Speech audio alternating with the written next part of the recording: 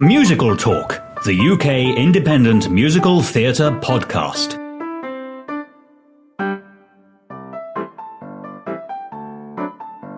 Hello, welcome to this week's episode of Musical Talk. My name is Nick Hudson. You're in good company this week because I had a chat about Company, now playing at the Gielgud Theatre, with Jonathan Cohen, and also Michael Gordon Shapiro has provided a fun interview about the House of Edgar, which this year was Musical Talk's pick of the Fringe. Next week, Thos Ribbits will have a complete episode about this piece where he'll be providing further interviews about the House of Edgar. So let's start with a discussion I had with Jonathan Cohen about Stephen Sondheim's Company. Hello, Jonathan Cohen, how are you? Hello, Nick Hudson. I'm very, very well. How are you? Very good, thank you. I went to see Company very recently at the Gielgud Theatre.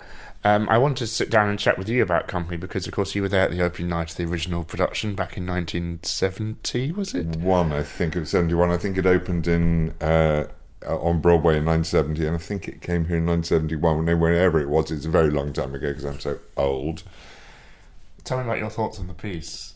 Was it as groundbreaking as people say it was? Yes, I would say it was, because we'd never had a sort of psychological,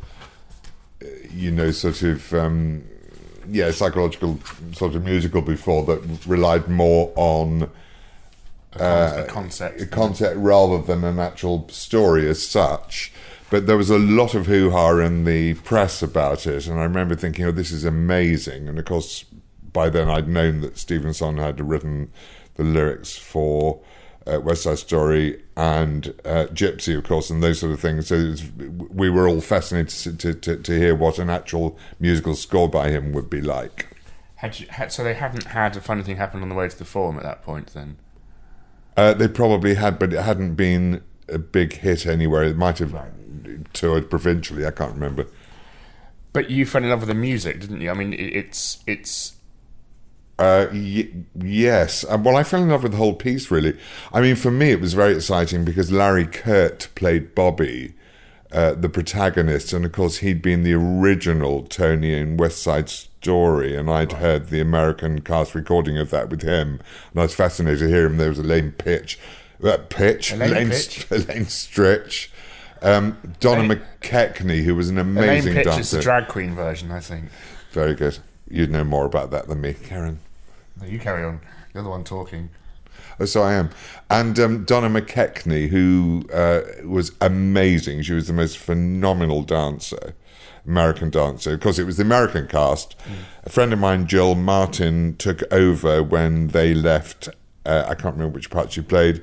And I went to see it again when she, with the rest of the English cast, took over as well. So now it's back at the Gielgud Theatre, and I was in the interesting position of having never seen any production in Company before, to go and see this production that has been, dare I say, radically reimagined in the fact that Bobby Roberta is now a female character, beautifully played by Rosalie Craig. We can't fault that at all. Though she didn't have the kind of power that a male singer would bring to it, if you understand what I mean, Jonathan. I haven't seen it. I will go and see it, I think, now. I mean, I have seen Company an awful lot of times, but I think this could be interesting, and all the reviews have been so phenomenally in favour of it. Do you think it's box ticking? Do you mean vocally not as strong, or do you mean the characters not as strong? Oh, vocally not as strong. The Bobby songs will have had to have been transposed anyway for a girl. You couldn't sing them in the original key because you'd be in the stratosphere somewhere. And I imagine it's been reorchestrated, hasn't it? Yes, it has, by David Cullen, which is sounds very, very good. I know David, yeah. Do you think it's box ticking? I think it's half and half, because the fact that we are living in such different times now, and the Bobby character who's alone, I mean, some people say, oh, he's actually gay and all that, but I'm not sure that that's true. The fact that someone living alone and can't find commitment is so common now that it's a bit of a cliche. I think back in the 70s it was quite a new thought. And especially shows like Sex and the City, which the programme actually mentions as a kind of, it's a more modern thing to have a woman who is able to be with as many men as she wants and all that kind of... You mean not able to be, but it's accepted that she can be? I suppose so. I wasn't bothered by it at all. I sat there thinking this could have been entirely written like this, and it worked incredibly well. But they did have to change certain things, didn't they? I don't know. I've never seen the piece, which is why... No, but I mean, you've seen my score of it. Yes. I mean, there's certain lyrics changes. Yes, I mean, the most interesting lyrical change is the fact they talk about sending text messages and things like that. Yeah. So I'd be interested to see what they've... that lyric replaced. And there's a lyric that Jonathan has the original score... And it mentions fags in it, which I thought was interesting, and that's changed. If that's in You Could Drive a Person crazy. If a person was a fag, yes, I suppose that would now be considered really not on. No, and it never was, because it never made it into the original Broadway cast recording either. So it did on stage though. Okay, so and it did in Side by Side by Sometime, because I was involved in that. I played one of the pianos in a revival of it at the Donmar Warehouse a number of years ago, and it was always in then. Musically, I think it goes alongside Follies and the backwards one. What's it called? Oh, Merrily We Roll Along. And the fact that it's his most accessible stuff, I think. As I'm getting older, the more accessible and pleasing I'm finding Sondheim, because it does take a while to get into his stuff, doesn't it? Yes, but Company, it didn't so much, because, as you say, Company was much more appealing at first hearing. You didn't have to listen to it millions of times and think, that's, now I get it. I'm sure that's in there as well. Yeah, there are. But I can remember when I first saw it, I mean, I didn't know any of the music when I went to see it. And that opening, or rather the first... that big chorus and Bubby, Bubby, Bubby, baby, Bubby. I just thought it was unbelievable. It was so exciting, and it still is. Mm. And it's been reorchestrated so it doesn't sound dated now. So you, when we talked about it off air, you mentioned, does it still have that kind of 60s Hammond organ, and that's completely gone. So, I like the fact that this production has been set in the modern day. It works with Bobby as a female character. Well, it would have to be. I don't think you could set it in the original time, could you? And also the wedding song is a gay wedding girl, which is very, very clever. Yeah. And it just shows that you can look at musicals, because a friend of ours says musical theatre you can't you can't change. It's always set in stone. But I think that is being proved wrong now. Well, that's a difficult one, because something like West Side Story you couldn't set now. Could you? No, you couldn't. You really couldn't. Company had to be hugely reimagined to change it, like gender swap. I mean, could you gender swap West Side Story? No, no, I don't think you could. You couldn't have Mario. What, singing I Feel Pretty? No, I don't think so. You sound like your sister then, John. Otherwise it would have to be, well, we are related. It would have to be very camp to do that, wouldn't it?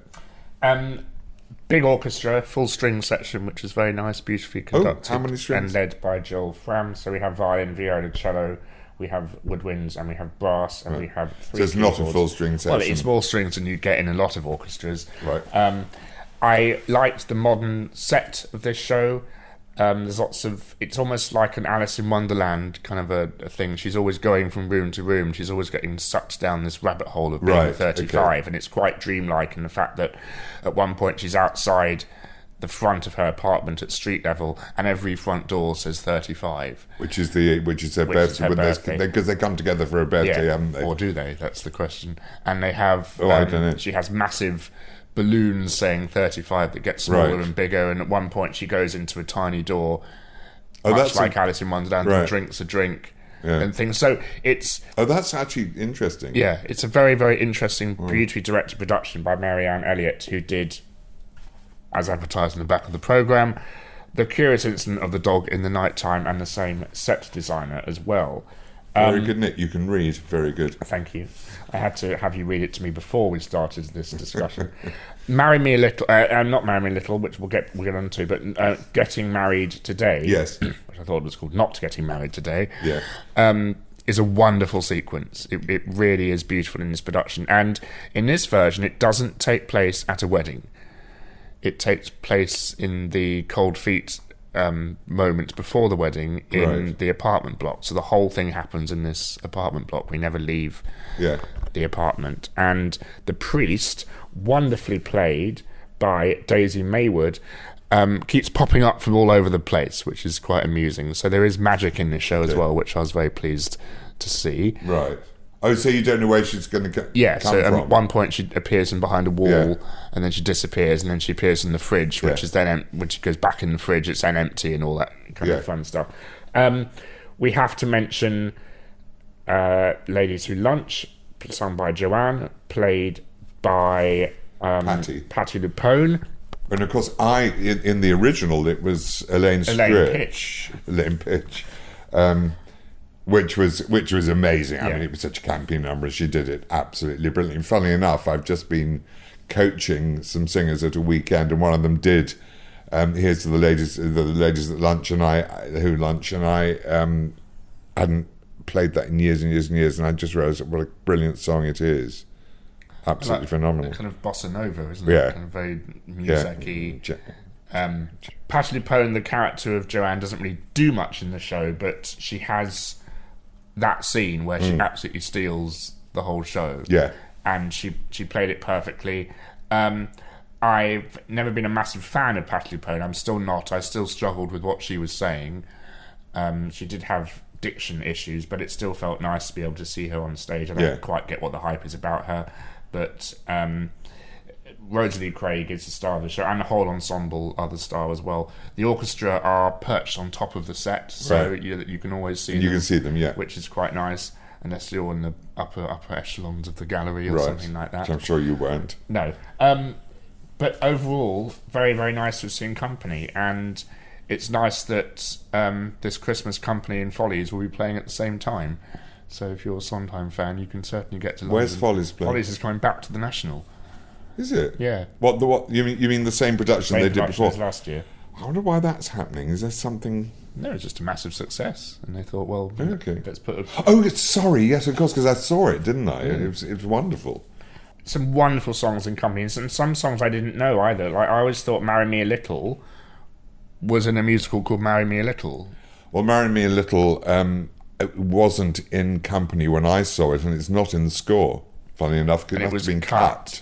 So now they've added it back in. But they did stick it into another musical of Sondheim's, which was just with two people, called "Marry Me a Little." Was it actually called "Marry a Little"? Okay. That's why I thought it was from Which was a compilation. Yes, of cut songs. Yeah. Which now explains it all, I guess. But songs I didn't know: "Have I Got a Guy for You?" Never heard that before. "Sorry Grateful," didn't know that, but Sorry Grateful. Good. That's a good song. Being a lovely song. Side by Side is truly brilliant production of it in this show. It just goes on and on and on and on.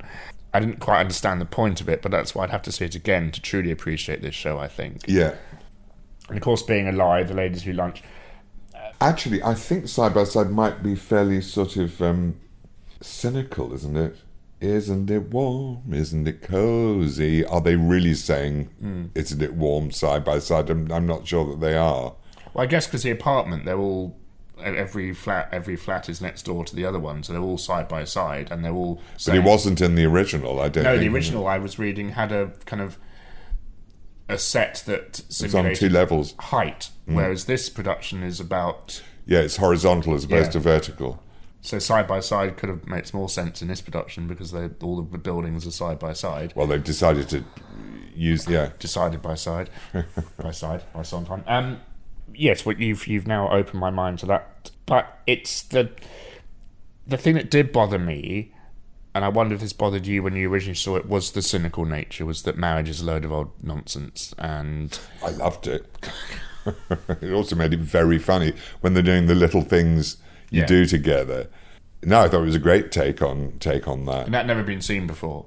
I don't know. It probably has been somewhere. But do you think not as much as this, because Sondheim was always very cynical. As I say, do you think we're getting a lot of Sondheims? Because isn't there a saying that every musical Sondheim has written is a different stage in his therapy? That's what people used to say, yes, and I think it probably was. This is quite early on in his life then. But it's a very Sondheim piece, but don't be put off by that if you don't like Sondheim. It's incredibly tuneful. Some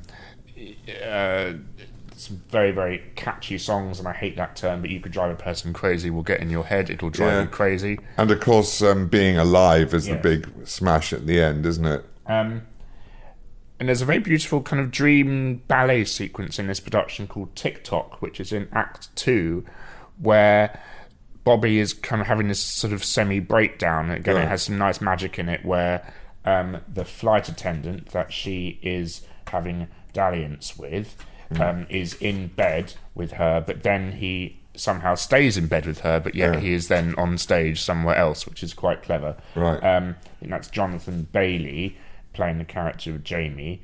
Credit to also some original British Bake Off fans will be happy that Mel, forgive me for pronouncing your name wrong, Mel Gielgud, I don't know, people are very angry at me right now, but Mel of Mel and Sue fame is in it. She doesn't sing the solos, but she... everybody I've spoken to have said how good she is, and they're surprised they didn't know that she was capable of doing that. Gavin Spokes, whom I last saw in the Coughing Major Incident play, which is very good. He played Major Ingram, but he is now playing Harry in this production.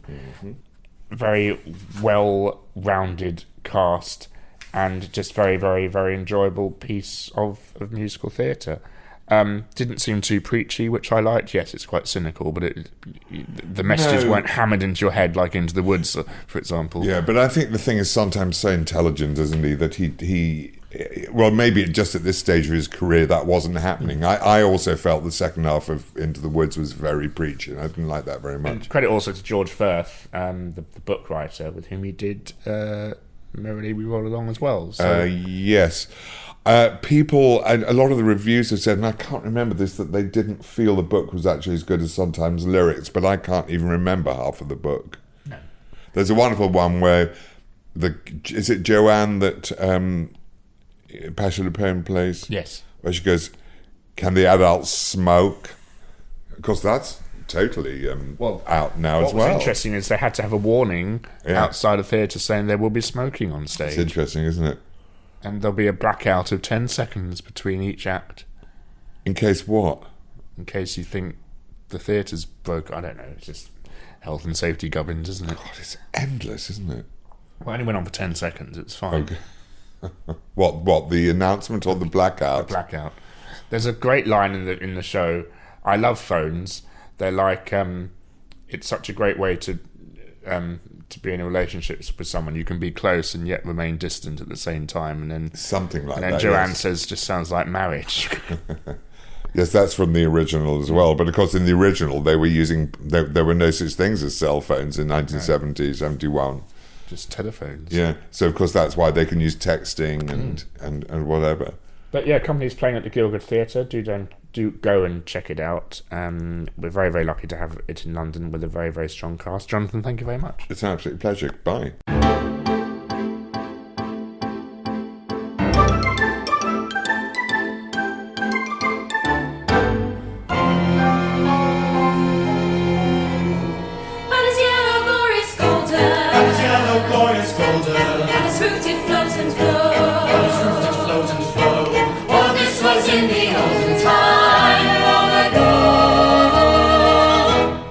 Gentle air that dallied in that sweet day, trumpets bloomed and pallid, a window door went away. Hello, Musical Talk listeners. It's Mike Shapiro, a.k.a. the American on the show who is not David Herzog. The way to tell us apart is that he has a nicer voice. Those of you who have been listening as far back as our 2016 Edinburgh Fringe coverage, well, first of all, thank you for your loyalty. You may remember my enthusiastic description of a musical called The House of Edgar, which I described as both a tribute to the works of Edgar Allan Poe and an original story in the spirit of that author's writing. You may also remember my interview with some of the creatives behind the show, and if you don't, feel free to go listen to it now. It's episode 498. I thought it went rather well, though obviously I'm biased. Anyway, last August, The House of Edgar returned to Edinburgh 2 fringes after its premiere with a new director, a partially new cast, and a reworked story. I very much enjoyed the new incarnation of the macabre show, which also made an interesting study in the comparative impact of two different versions of the same musical. I caught up with Thomas F. Arnold, author and music director of House of Edgar, as well as director Ben Philipp, and had a chat that went something like this. Tom and Ben, it's great to see you. Thank you so much for joining me on the show. Thanks so much for having us. So, Tom, for us, this is a bit of a reunion since we spoke 2 years ago at the 2016 Edinburgh Fringe about the same show, House of Edgar, which was not making its premiere, but making its Fringe premiere at the time, if I recall. I think it was actually our premiere. It was sort of, we'd done a few previews at university, but other than that, it was the first time that show had been seen. Oh, so nice first full production, as it were. Yeah. Excellent. For the benefit of anyone who hasn't had the pleasure of seeing this show, I thought I'd ask if you could give maybe just a top-down synopsis, give us a big picture of what it's about, and maybe what the musical concept was. So it's a show about the life and works of Edgar Allan Poe, which makes it sound a little like a mastermind round, but it's much more interesting, I promise. But it's basically, we pick up after Edgar Allan Poe has died. Rather famously, Edgar Allan Poe had a rival called Rufus Griswold, and Griswold inherited Poe's estate after his death and clearly hated him. A lot of the stories we now know about Poe as a drunkard, as a womanizer, have come from Griswold's biographies written about Poe that are totally false accusations. So we pick up with this rather nasty guy coming into the house and reading these books, essentially with ill intention. And to say much more is to get into quite spoilery detail. Right. But without spoiling it, it does sound a bit like a legal transaction and not a lot else. So to frame it a little bit, it's after Poe's death. Yes. Griswold shows up, purportedly a friend. He identifies himself as a friend of Poe, and he's clearly a colleague and I believe a poet. Yes, fellow poet. He was an editor as well, and fairly major editor. Him and Poe both at one point or another acted as an editor of the same literary journal. So their paths crossed a lot during their lives. So in essence, Griswold serves as a kind of Salieri to Poe's Mozart. Poe's the more famous, the more successful and talented one. And it seems to me as an audience member that Griswold is jealous or embittered or has some kind of grudge. Yes, that's exactly it. It's a really nice analogy, the Amadeus comparison. So I will also avoid spoilery territory for the time being, but I'll describe a little bit more of what I saw. Is that when Griswold arrives, he is in conversation with the executor of Poe's estate. Yes. And the executor, a man named Mr. Price, is in the position of defending Poe's literary merit. He's a big fan of Poe, whereas Griswold clearly has it out in some way. And they get into a little bit of a debate. Yes. And during the debate, this seems to be a springboard for musicalization of various Poe stories. Yes, so we use it as an opportunity to tell quite a few of the famous Poe stories. Telltale Heart, The Raven, Annabel Lee are all in there, and they're the songs of the show. And they kind of, we have the dialogue scenes that form that backbone, the overall narrative, and intercut that with Poe stories presented as a collection of folk songs. And in the process of presenting these, you're also introducing the audience to Poe's works in case they're not already familiar with them. So Yes. it's an opportunity to say, here's what we're talking about, here are the details. You, the audience, can now appreciate Poe in kind of an abridged form, Yeah. a musical interpretation. Yes, exactly. Great. And since we're still talking big picture stuff at the moment, could you talk a little bit about the musical concept? So musically, it's a very small group. There's two musicians on stage. I'm playing piano, Kate's playing violin, and the songs are written in the style of folk songs. A lot of Poe's literature, Poe was a very forward-thinking man and really changed the way we sort of think about horror literature. But a lot of the early concepts from our horror stories come from way back, come from folk stories. So it made sense to me to present them as folk songs. The folk songs take more of sort of from the English canon of folk music and the British canon of folk music, despite Poe being American. But they just add a really nice flavour to them, and I hope something that makes the show sound a little different to a lot of Fringe musicals. If I were to characterize the score emotionally, I would call it restless and haunting, a little bit disturbing while still being accessible. Yes, I certainly hope so. It's there's music in there as well. Poe wrote a lot of romance as well as horror. And so even in those romantic moments, it's sneaking in those sort of moments of darkness into songs like Annabelle Lee. So they don't ever feel completely sort of just completely romantic without that sort of underlying, I'm trying to think of the right word. It almost feels like bitterness is the right word. Yes. One thing I appreciated about the score in, for example, Annabelle Lee, which is a more romantic, nostalgic kind of tune, because it is, if you're familiar with the story, you understand the direction that story goes. And it has a kind of a Debussy-like flow to it. It's lyrical, it's peaceful at first. But I think anyone in the audience can also hear musically there's this undercurrent of chromaticism and notes that are falling between the notes, and you feel like there's trouble in paradise. Not everything is peaceful here. And that was an effect that I very much appreciated. Oh, thank you very much. It's certainly the intention. There's a lot of chromatic stuff within that one just to kind of unsettle it a bit. But thank you.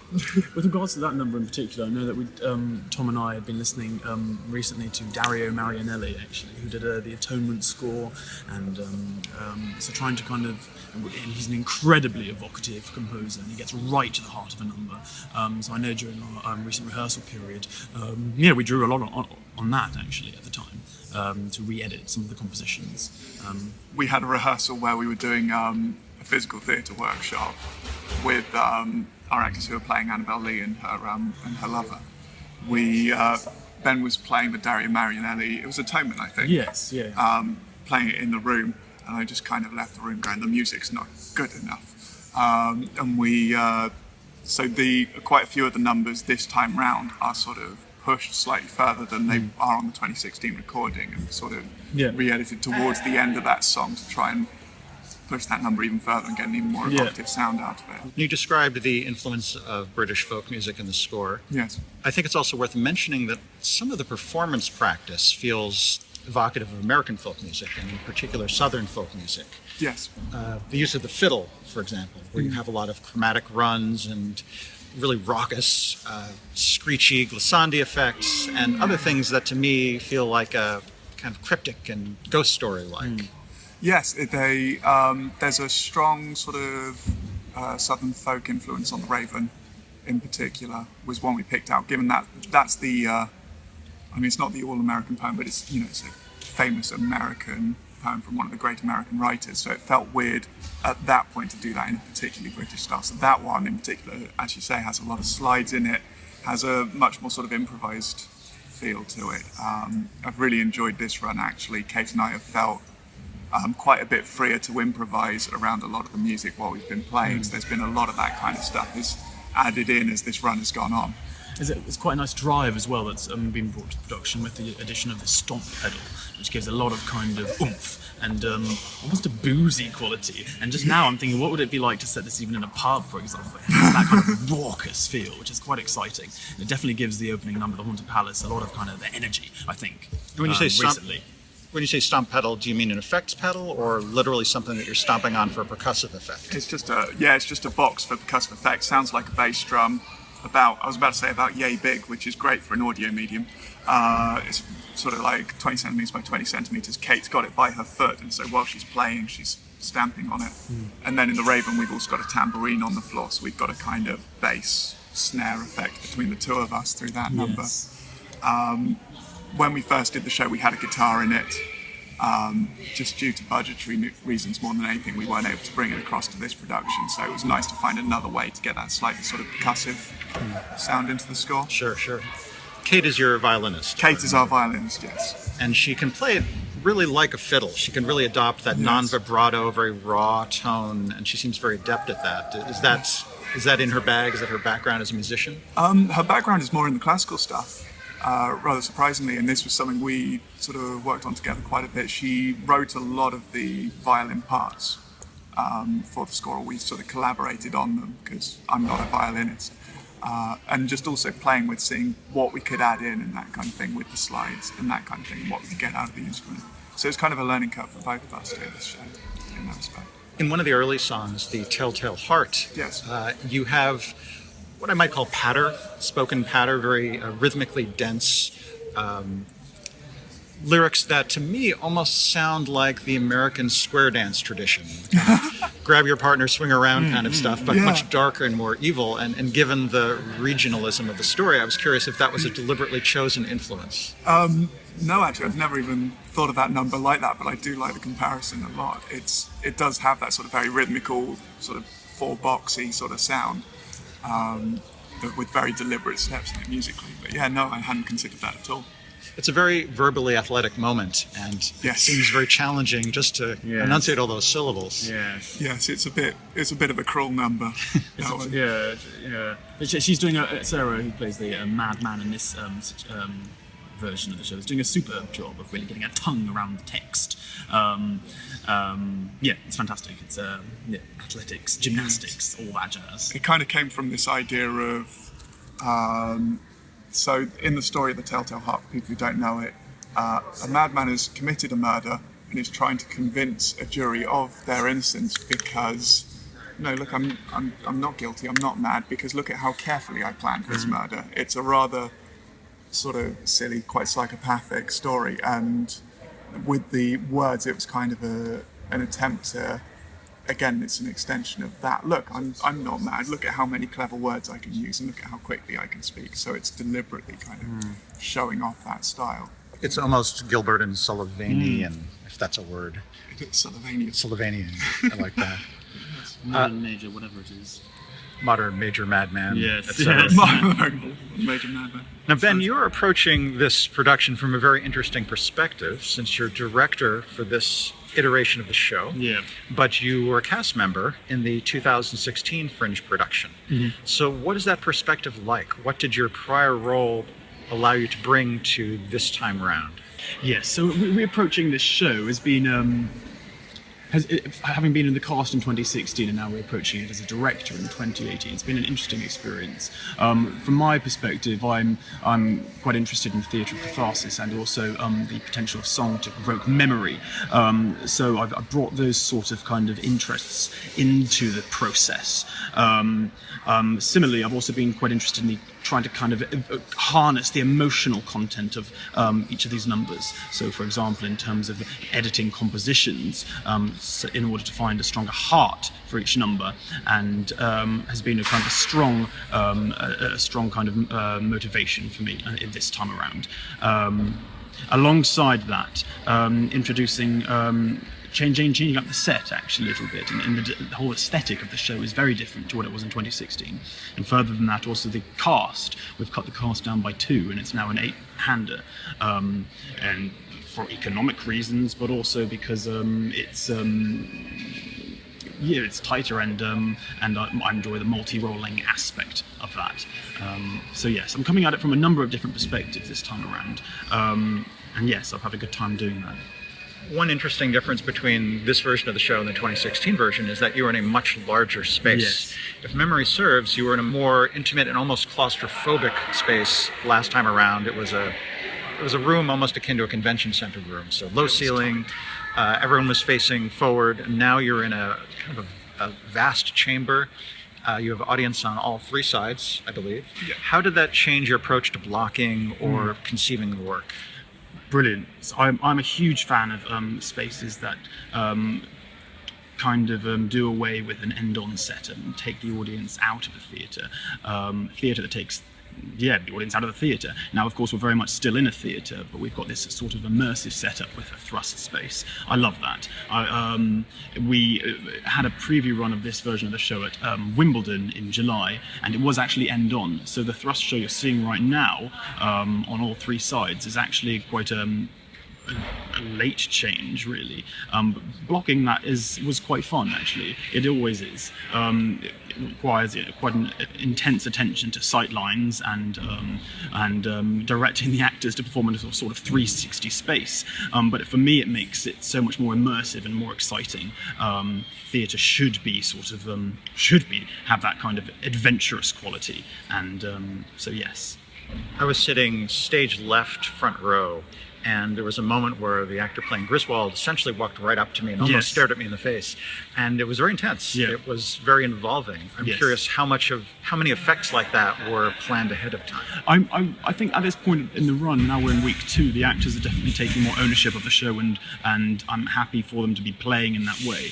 But definitely in terms of exploring the extremes of the space is something that we did think about quite a bit in rehearsal.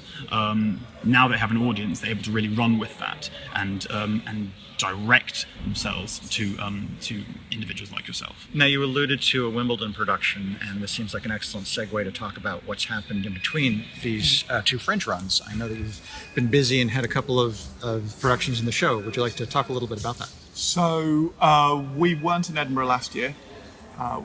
When we first did the show in 2016, half of us had just graduated weeks before, and half of us, myself and Ben included, were still at university. So when last year, the reason we kind of took the year off was essentially that we were graduating, doing finals, that kind of thing. There just wasn't the time around that. I took the sort of the 2-year gap well, not quite 2 years, but to develop the script and keep sort of looking at it and working on it. And myself and Beth Clarence, who directed the original production, had been sort of trying to work out how we were going to bring this show back. We eventually came around to sort of this time. Beth unfortunately wasn't able to direct, but we found a brilliant director with Ben. Ben and I had worked together at university, so it was just a really obvious pick to bring on board. And we just sort of brought it forward from here. And it was once Ben came on board that we suddenly were doing a lot of work on it, that we took another big sort of look at the script, what needed changing, that kind of thing. And we looked at the compositions, as Ben was saying just now. So we then did a preview at the New Wimbledon Theatre. We did about 3 nights there. That was a couple of months ago, wasn't it? In July. And after that, again, reworked some stuff in order to fit this. So we haven't actually been doing a lot of stuff with the show in between time to an audience, but behind the scenes we've been sort of on and off developing it quite a bit. Having seen it last 2 years ago, my memory isn't perfect as to what might have changed. I thought I'd ask, without stepping into spoiler territory, can you give us some sense of what the differences are between the 2 productions? So the main one, probably as Ben said, is a sense of sort of emotional through line, in the sense of, for want of a better word, clarity. It's a very complicated show with a lot of meta levels to it. So there was a real effort this time round to streamline it as much as possible.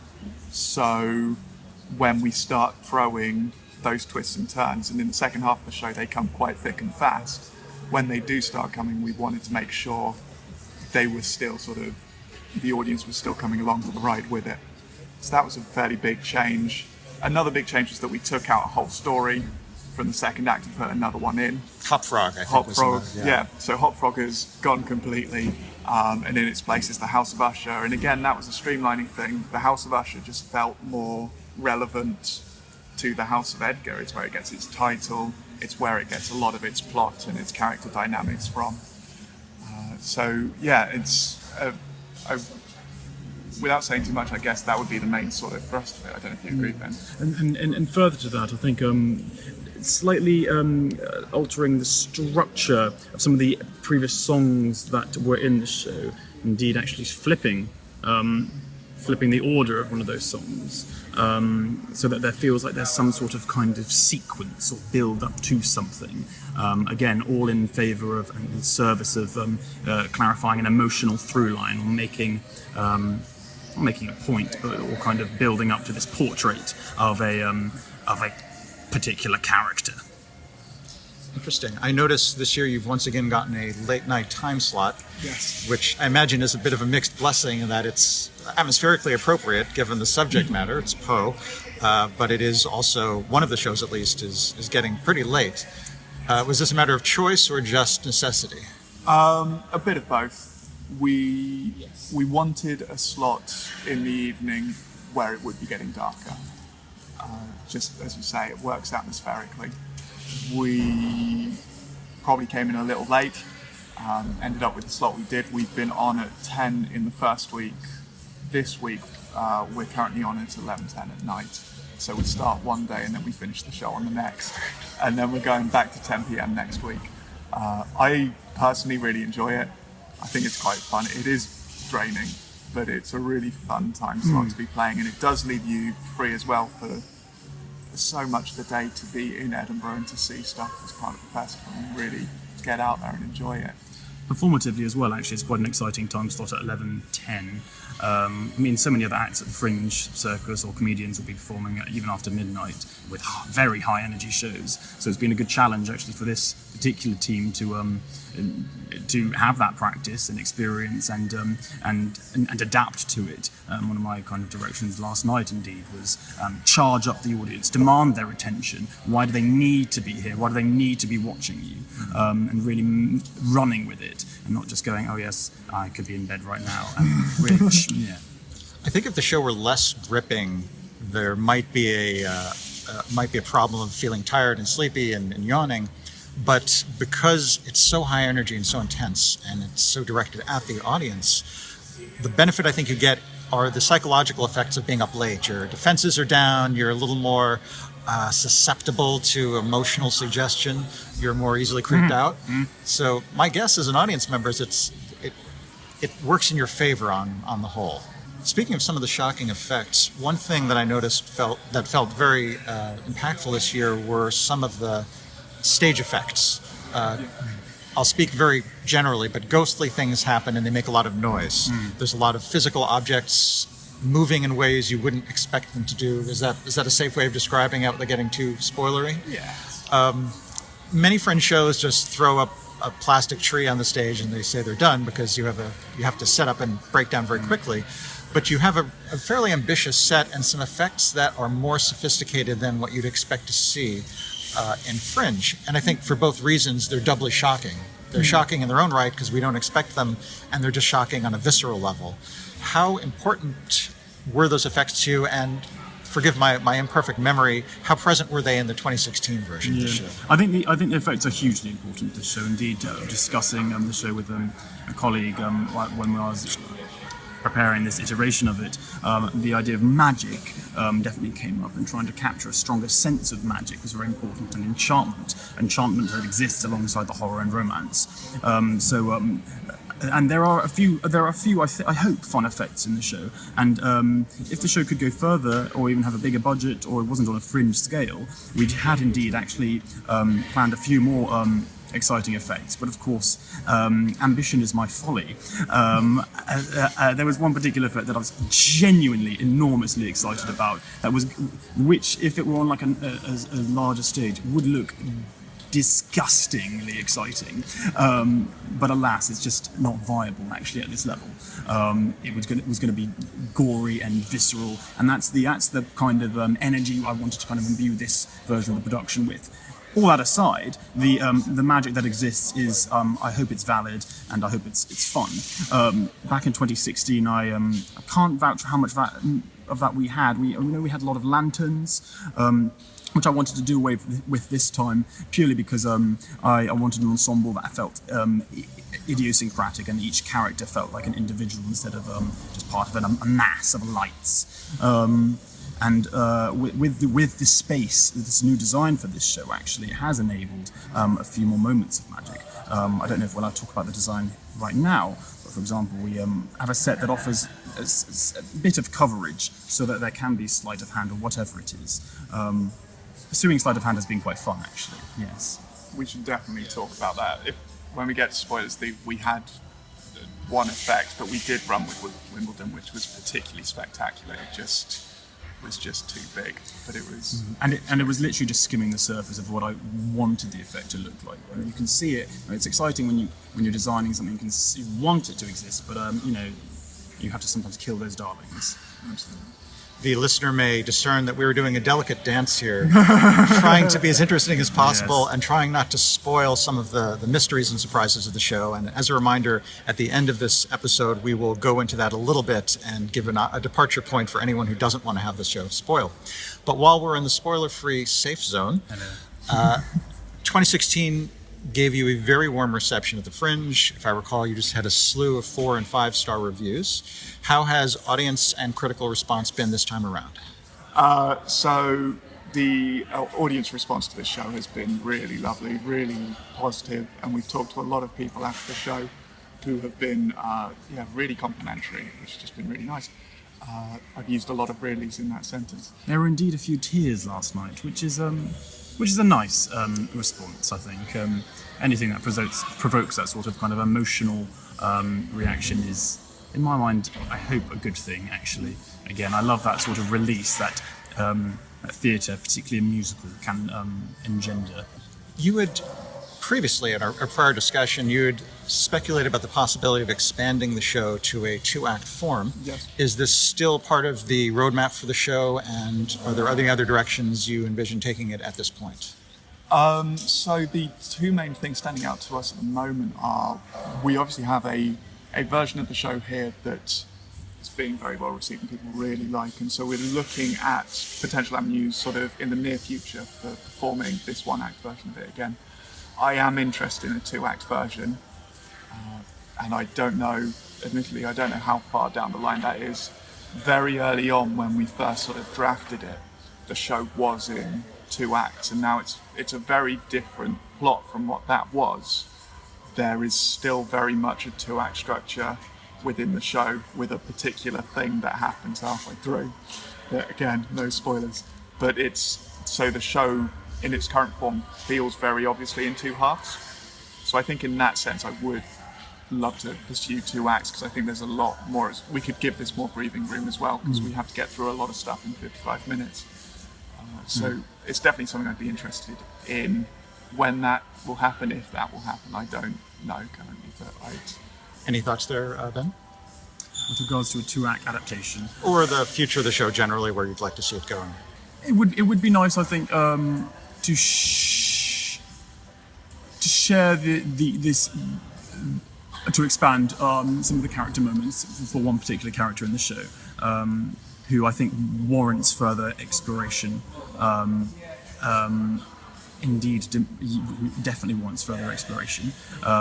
He is ends up our central player, and for me, it was this individual's kind of crisis that forms the very heart of the play, and unpacking that a little bit more is something that I think the show would benefit from, an audience would as well. And the themes that it in particular kind of throws up are incredibly kind of resonant with anyone who's experienced what this individual is actually going through. At its heart, it's at the heart of the story, it's a story of loss, really, from my perspective, and grief. And the story of someone trying to articulate all of that, and struggling and failing, and only making it so far, and all the imperfections that come along with that. And unpacking that would be, I think, it would be the future of the show. So you feel that in a 2-act version, you'd be able to give more of those details and exposition explicitly, rather than implying it and suggesting it a lot of the time. And again, as Tom says, I think creating more breathing room would be useful. Again, there's a story with so many levels and layers. It's a lot of story in a short amount of time, and creating more space would be useful. I mean, actually, in our 2016 production, I think we had an hour plus performance, and now we've cut it down by 10 minutes. But the story is sort of the same, so it's just distilled. To wrap up the spoiler-free portion of this interview, can you provide the listeners with the go-to spots on social media, your website, URL, and any other informational sources so that they can keep track of the show and follow it in the future? So we're at www.argosiarts.co.uk. We're all over social media, so Facebook, just search for Argosy Arts, and we're on both Twitter and Instagram at Argosy Arts Co.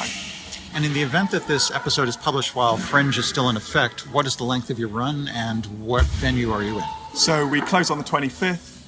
We're on at Greenside at Nicholson Square, and currently we're in the second week, which is on at 11:10 p.m. at night, and then next week we will be going to 10 p.m. at night. Well, we're wrapping up the spoiler-safe version of this interview, so for the majority of you, this may be the place to sign off and go listen to some of the many other Musical Talk episodes that are online or available through iTunes. While you decide whether or not it's appropriate to move on to the spoilery section of this interview, please enjoy this song from the original cast recording of the House of Edgar called Annabel Lee.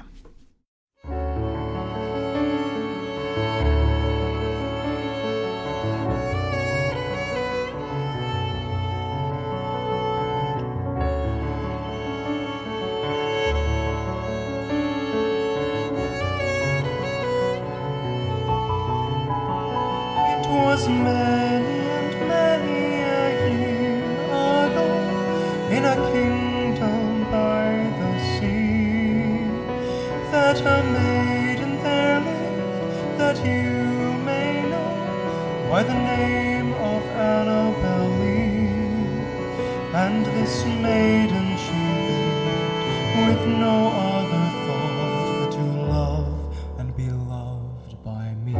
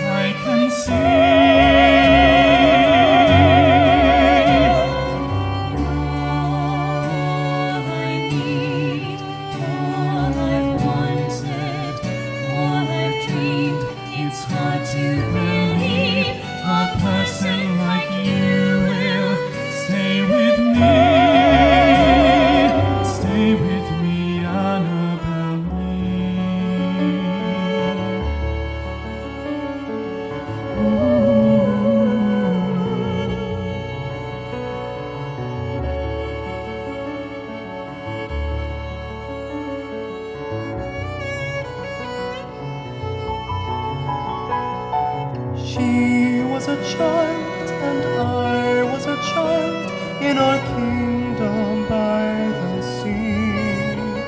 Yet we loved with a love that was more than the love of many far wiser than we. With a love that the angels of heaven above coveted her and me.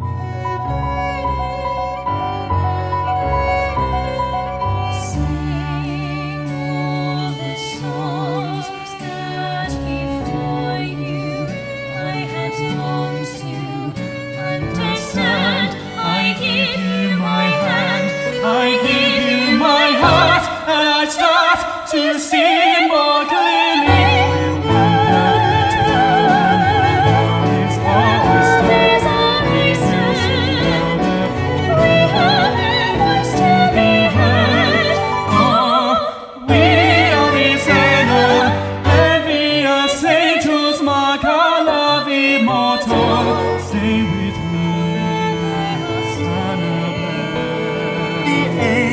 Not love so happy above, went envying her and me. Forever I'll stay. Yes, that was the reason they coldly came and bore her away from me. And so they aimed from above a bolt at my love and killed my Annabel Lee. Now the moon never beams without bringing me dreams of the beautiful Annabel Lee. And the stars never rise, but I see the bright eyes of the beautiful Annabel Lee. And now all the night I lie down by the side of my darling, my life and my bride, in your kingdom by the sea, in my kingdom by the sea, in our kingdom by the sea. Sing all the songs that before you I had longed to understand, and now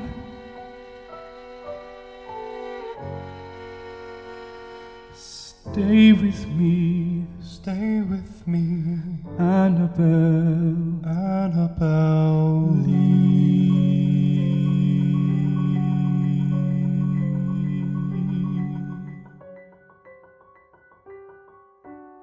If you're going to proceed from this point forward, understand that we are going to talk about everything. We're going to talk about the ending. We're going to spoil the surprises. So I hope that if you're listening from this point forward, you've already seen the show in one of its two incarnations or both, and now are kind of curious about how the show's evolved with respect to the ending and perhaps some of the thoughts behind the ending. So this is your final warning. We're now in the spoiler zone. Vader is Luke's father. Oh, God, my whole life without knowing that. I'm sorry. Well, we can all relax now. One of the points that I wanted to bring up pertain to how the ending of the new version has changed from the original incarnation or the first incarnation at Fringe. My subjective memory is that the prior version had more of a romantic tone, whereas the current version is a little more grim, a little more stark. Could you comment on that? Yes, so obviously we resurrect Poe, and the final moments are him and Griswold revisiting the poem that Virginia wrote for Edgar before she died. The final moments of the show in the original version had a romantic tone. It was Poe and Virginia left on stage, and they reprised the ending lines of Ever With Thee, which was this poem that Virginia wrote. So the original ending had quite a romantic tone with Virginia and Edgar singing the final lines of Ever With Thee together. And there was a sense of Edgar crossing over to the other side or something like that. It was left as a very ambiguous ending. One thing we did change quite drastically this time is how many ghosts there are. First time around, there seemed to be a lot of people coming out of the woodwork, Virginia and ghosts, that kind of thing. In this version, there's been an effort to clarify that really only Edgar is the only ghost there.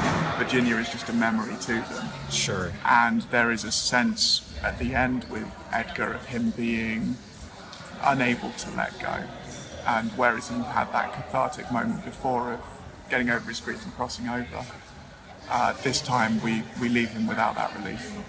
My impression, and feel free to correct me or disparage my lack of paying attention, was that there was a bit of a Twilight Zone twist in this version, and that the implication was that everything we had seen was a fictional piece by Poe. Yes. And it even suggested, I'm glad I got that right, and it suggested that Griswold was, in fact, perhaps a character, or at least as we saw him, was a character that Poe was inventing. He was creating his own nemesis, and that we're in one of his stories. Was that the case? Yeah. So the only real character in this show should be the character at the very end of the show, i.e. the person on the floor who's looking at this book, that is story that he's tried to write and also failed to write.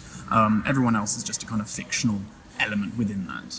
And we start to see hints of that because he dismisses Price immediately. He says, all right, this character has served his purpose, so I'm going to sweep him away or somehow segue him into the pit and the pendulum and give him a grisly death. Yeah. So we really are looking at this in this version as we were in the mind of Poe, who, as far as we know, may not actually be dead. He may be prophesying his own death. Is that a valid interpretation, or did you really see him as Ghost Poe? No, absolutely. He's as obviously many different readings of it. I see it as it's something he's writing before he's died, but after he's lost Virginia, and it's a coping mechanism for his grief. So he doesn't have a very charitable opinion of his colleague. Not at all. What's interesting to me about this twist is that the piece starts out with the tone of a eulogy. We have an apparent executor praising Poe in his absence. And in that sense, it's very generous and charitable and earnest. And of course, we have another party who's very hostile to Poe provides a contrast object. And now we realize Poe really does have quite a high opinion of himself. Because all of this praise, which we assumed was coming from an admirer after his death, he has actually written. Yes, there's an element of self-interrogation there, where it's because obviously we have Price, who is trying to persuade of merit. But ultimately, the dominating force in those conversations is Griswold. He wins that first battle when talking about the telltale heart, and dismisses that as rubbish. So I think there's an interesting element there where maybe Poe isn't so much just sort of complimenting himself as really interrogating what he's written and why he's written it. And I think that's the heart of the show, really. Sure, totally. I think hopefully there's the element of the, as Tom says, the self-interrogation, the character analysis of Poe, and it's that thread that should show go further. It would be nice to kind of unpack further. So you could argue that in having invented Griswold, or at least invented this conversation with Griswold, Poe was simultaneously being self-adulating but also very self-critical. Yes. Kind of a Doctor Who vibe where he loves what he's doing and he also hates himself at the same time. Exactly. That's a very interesting point. Also, because of my imperfect memory, can you contrast the musical ending of both versions of the show? The original version was, as I say, it was a sung duet between Poe and Virginia, and it had a fairly sort of lush orchestration. This time at the end of the show, we just have a single violin playing that melody from F with B underneath a dialogue scene. So there's a real sense of loneliness there with just that solo instrument, whereas for most of the show, Kate and I are playing duets and playing together. I love all of these additional single violin moments. They really, they're kind of peppered throughout the show, but they had a lot of kind of but nice mood qualities. I wonder how the show felt to you when you watched it, the kind of ending. What was the experience as a viewer? Part of me was engaged in trying to remember how similar what I was seeing was to the prior show, because I knew I'd be speaking with you, so I was just trying to get my notes in order. I do remember resonating very strongly with the romantic ending of the 2016 version. At the same time, I liked the twist, the feeling of subverting my understanding of what was going on that happened here in discovering it was all a story that was in Poe's mind, and Poe wasn't dead after all, which was certainly a big departure. So it seems like you have speaking as an audience member, I see a trade-off. There's some sentiment that's put by the wayside because we have a little less focus on the romantic relationship, and we have greater shock value and disorientation and the pleasing Twilight Zone sense of everything you've seen, or maybe a Sixth Sense of, it was hard to say, of everything you've seen actually being different, being forced to reinterpret everything that transpired. So it's an interesting trade-off of different impacts. I like that sort of Twilight Zone aspect in that it's certainly the immediate conversation that I've overheard, shouldn't have been eavesdropping, but hey, overheard sort of people having leaving the theatre is that bit. It's working out, okay, so how does that all fit together now that we know this new thing? And I think it's an element that gives it a certain sort of conversational longevity that maybe it didn't have before. And I think the story element was actually very much indeed part of the 2016 production. I believe it was there. It wasn't as explicitly stated as it was in this version. So, in part of the kind of our clarifying mission, whether we've succeeded in that or not, has been to kind of really iron out that meta-theatrical kind of twist, as it were. And discussing the idea of unpacking some of the drama in a future, perhaps 2-act version, I imagine this is one of the areas where you'll take the opportunity to elaborate a little bit. Yes, definitely. Because the heart of the show is this isolated character at the very end of the show. And that's the one who, in my opinion, warrants the greatest exploration. And trying to seed it as well early on. There are aspects of the show this time that sort of try and give that twist away. The fact that the preset is Poe sat writing at the very top, and through the whole of Griswold's opening monologue he's writing. I do remember that, and I do remember noting that he was on stage immediately, which suggested a sea change in how you're approaching the ending. So there was that, the Price thing, as you said, killing Price, and then he has the line afterwards, he was getting rid of the plot device. I can't remember exactly what the line is now. But and then the main bit for me that I wanted to use to help clarify that was putting the House of Usher into the story, and the fact that we then had a story within the story that was all about people in a house reading books, and then things within those books affecting the outer level, and you start to see this sort of almost Inception-like Russian dolls going down, where we get to stories within stories within stories, and seeing all that style. Now that you've produced and experienced 2 very different interpretations of the show, at least with respect to how the ending works, what do you see as being canonical in the future? Ben, you said it before, that this show, we've done a lot with it. It still, to an extent, feels maybe slightly unfinished, isn't it? Yeah, I think in terms of pursuing the show further, it's always been my intention. There's a lot of kind of there's almost a fan fiction quality to here, because of course this is not a real story. This is sort of all our kind of sort of fiction from Tom and myself here, and trying to seed in a few more kind of contextual nuggets is something that would be nice, actually, to give the story more kind of place in actual history, and alongside the kind of fan fiction quality. With regards to the ending, and which one is canonical, as you put it, this may be a very overly complicated way of thinking about it, but I quite like it. This idea that Poe clearly talks about towards the end of this show, this is a story he's been trying to write over and over again. And so there is a way you could almost read them as being part of the same narrative, that they're different drafts of him writing the same story and trying to process the same thing. So a diehard fan who sees every version of the show is going to appreciate it. They could almost appreciate each one as some sort of sequel. Yeah. Right. These could all be installments in one meta story. Yeah, exactly. But that's probably just me overthinking it. I've spent too long on the show. Certainly the hope, is to present quite a sympathetic and quite a human view of him, and hopefully one that isn't sort of pedestaling a great writer, if that makes sense, and more just trying to understand him as a guy you could grab a beer with. And indeed, I think that's something I hope the audience can take away with this version of the show, and particularly in terms of my perspective in 2016. Who should the audience be rooting for at the very end of the show? For me, it always felt like Griswold at that stage. But in this version of the show, I've come at it with the opinion that Griswold can never end up with Virginia. That can never be the case, because he's arrogant, he's entitled, he's possessive. The heart of the story is Poe and this relationship with Virginia and her death that is ultimately kind of impelling the whole kind of narrative. That was the heart for me. Tying that up from 2016 was quite important for me. In the non-spoilery part of the show, we alluded to some of the onstage effects, and we are now at liberty to talk in more detail. One of the things that really struck me as an audience member were the moments when books flew off the shelves. It was very startling, not just in its own right, but because I didn't expect to see that in a Fringe show. So both the expectations of the venue, but also just the sheer visceral experience. So at what point in the process did you come up with that idea, and what was behind it implementationally? How did you get the books to fly off the shelves? Yes. So Tom had seeded the idea in the script, and I thought it was completely valid, because as I noted earlier, I think bringing a more magical quality to this show was very important to me.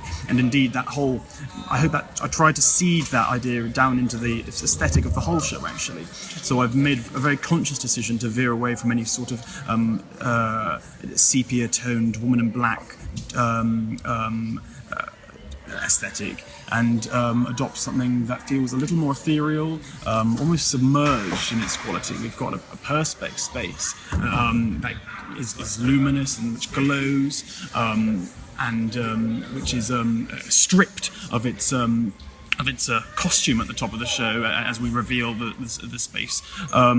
Now, the magic book element that you allude to was quite fun and quite a simple effect. And while it's not perfect because we can't solve all our sightline issues, it is quite a kind of a nice gimmicky moment, dare I say. And there are other flourishes throughout the show, maybe that aren't so magical, but the stripping away of the dust sheets, which I just wanted to kind of use to open up that space and create more of a sense of something dynamic and upturning. But one particular effect I was really keen on was having the perspex actually be the perspex chamber, which the door is sandwiched in. I wanted to flood the perspex chamber with red blood at the point at which Price is essentially juiced and disemboweled, and then for the second half of the show, the stage, well, the kind of focal point of the stage would be this kind of residual blood backdrop, which would look frankly disgusting, but I thought would give a real kind of charge to the piece. And we tried it at Wimbledon, and at Wimbledon it was nice as an effect, but I think it was literally 5% of what could have been if it had a kind of a national theatre budget, which it doesn't, and we shouldn't expect it to. But the effect, trying to capture a bit more of a gory quality and a more of a brutal energy was something that was quite important to me. We ran that effect the opening night of our Wimbledon preview, and basically we had two sort of perspex bits sandwiched together and the blood poured down in between, and it was around the frame where the door was. And the blood came down and we hadn't quite sealed it properly where the door was. The whole thing sort of came down the perspex but also down the front of the door. And then every time people were walking through it, I mean, if you think about walking through your front door when it's been raining and you sort of get dripped on from the door frame, everybody was just getting blood down the back of their costume and stuff. It was quite funny. Yes. Regrettably, what we need is essentially an industrial setup to kind of create some sort of IKEA slot system or whatever it is, but you can all hopefully imagine what it could look like. So yes, going back to the books, it's a lot of the effects in the show are alarmingly simple. With the books flying off the shelf, do you mind me spoiling how it's done? Spoil anything you like. It's just two cast members stood behind the bookshelf with a coat hanger, poking it through a hole in the wall to push the books on. But it's really interesting, like Silver Fringe Theatre, how the sort of effects you can achieve on actually quite a simple scale. What I liked about that effect was not only the shocking quality, but the intentionality behind it. It didn't look like books just happened to fall. You really felt like some malevolent force was pushing them. And I imagine that's a side effect of, if you're using a coat hanger, you have a very focused ability to move the book rather than just kind of nudging the shelf and hoping things fall. So that was a very, very powerful effect, speaking from the perspective of an audience member. If the show were to go further, it would be nice to try and seed some effects, pepper some other effects through the show, just to give it that kind of unsettling, disorienting quality. For example, Poe turning off the light. I make the light. Being able to maybe get it into his hand, for example, then suddenly it's back into the room. It'd be really cool. Dumbledore style. Yes, Dumbledore style. But yeah, magic and enchantment existing alongside the horror and romance has been quite a kind of key aim for me with this production, and I hope that's coming across to some degree. Well, Tom and Ben, it has been a delight talking with you about a show I've admired now in two different forms. I look forward to seeing how this show progresses and develops, and hope to see it again in the future in different forms. Since we've already given all the social media stuff, I will simply thank you for joining me and wish you both the best possible fortune for the show in the future. Thank you very much. Thank you very much, Mike. Thanks for having us. Thank you.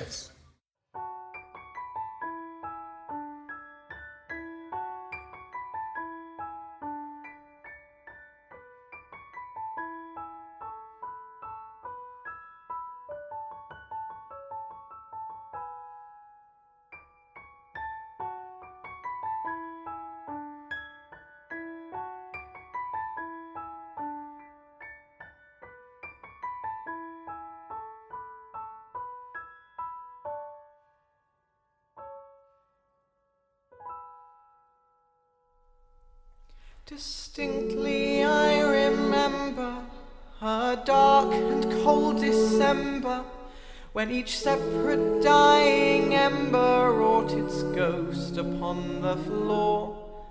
With haste I wished the morrow, vainly I had sought to borrow from my books relief of sorrow, sorrow for the lost Lenore. For the rare and radiant maiden, who the angels named Lenore, it was then I heard a gentle rapping at my chamber door. Deep into the darkness peering, long I stood there wondering, fearing, doubting, dreaming dreams no mortal ever dared to dream before.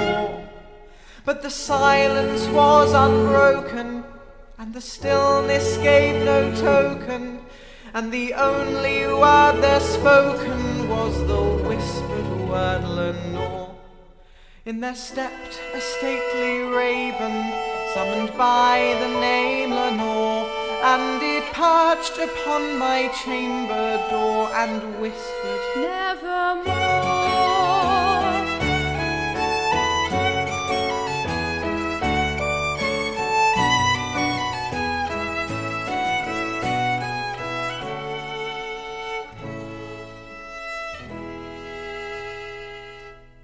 The raven sitting lonely at my lintel did speak only that one word, as if her soul in that one word she did outpour.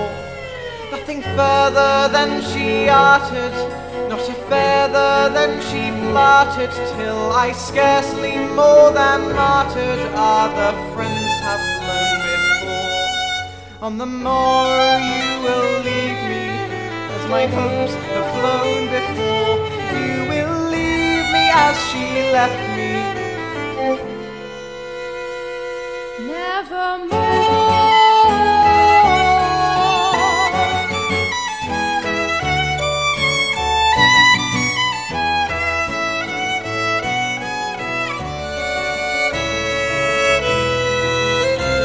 Then I felt the air grow denser, like the aura of a spectre, and I heard the spirit's footfalls tinkle on the tufted floor. Wretch, thy God have lent thee, by these angels he hath sent thee. Give me respite, give me mercy from my memories of Lenore. Spare me this mercy, so I forget my lost Lenore. Oh, spare me this mercy.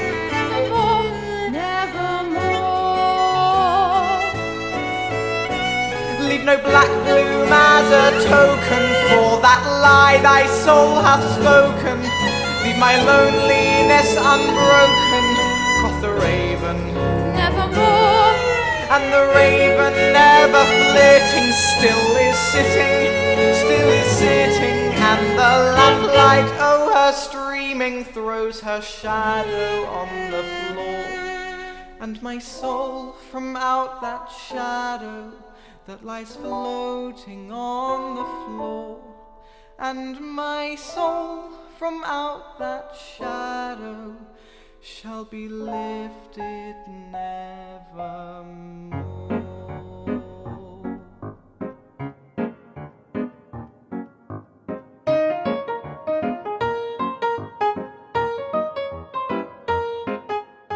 For more information about Musical Talk, please visit our website at musicaltalk.co.uk. You can email us at feedback@musicaltalk.co.uk, listen to past episodes on iTunes and YouTube, and follow our social media channels on Facebook, Twitter, and Instagram.